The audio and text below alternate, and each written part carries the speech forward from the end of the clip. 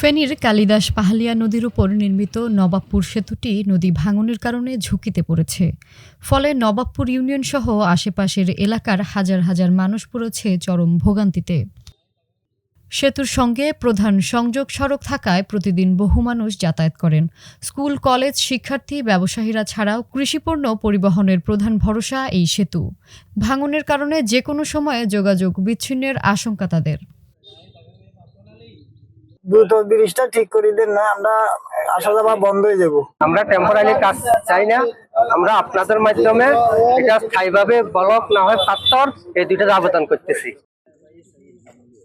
24 June মঙ্গলবার সকালে ফেনী জেলা প্রশাসক সাইফুল ইসলাম নবাবপুরের খাজা আহমেদ সেতু পরিদর্শন করেন। তার সঙ্গে আরও ছিলেন পানি উন্নয়ন বোর্ডের ঊর্ধ্বতন কর্মকর্তা সহ এলাকার জনপ্রতিনিধিরা।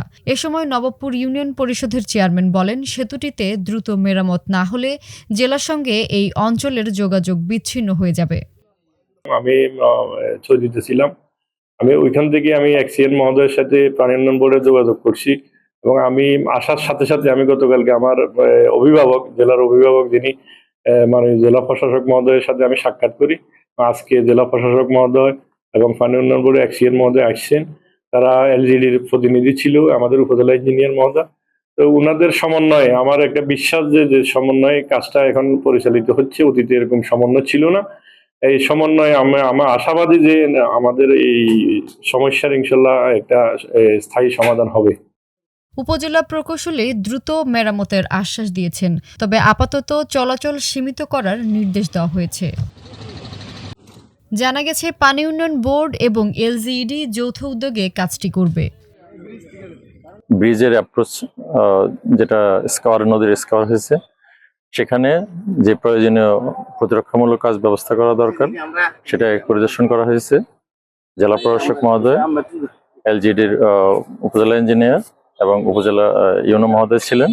এ বিষয়ে বাংলাদেশ পানি উন্নয়ন বোর্ডের তরফ থেকে কারিগরি সহায়তা প্রদান এবং প্রয়োজনীয় সাপোর্ট দেওয়া হবে। আমরা এলজিডিকে এই কাজটি করতে অনুরোধ করেছি। জেলা প্রশাসক সাইফুল ইসলাম বলেন, আপাতত কত মিটার কাজ করলে সেতুটি সুরক্ষা পাবে, পাশাপাশি উপজেলার নির্বাহী কর্মকর্তাকে এটির আপডেট জানাতে বলা হয়েছে। এটা তো আপাতত এটা চলাচলের উপযোগী রাখতে হবে, তো সেক্ষেত্রে এটা আশু একটা কাজ করা দরকার।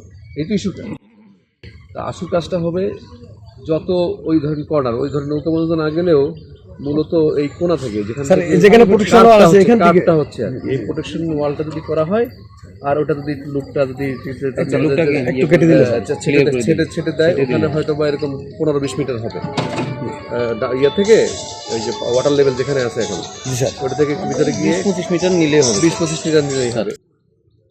এর আগে নবাবপুর উপজেলার বাসিন্দা কেফায়েত শাকিল গত 18 জুন নবাবপুর ইউনিয়ন পরিষদের চেয়ারম্যানের অনুরোধে সেতুটির বিষয়ে একটি সামাজিক যোগাযোগ মাধ্যমে পোস্ট করেন।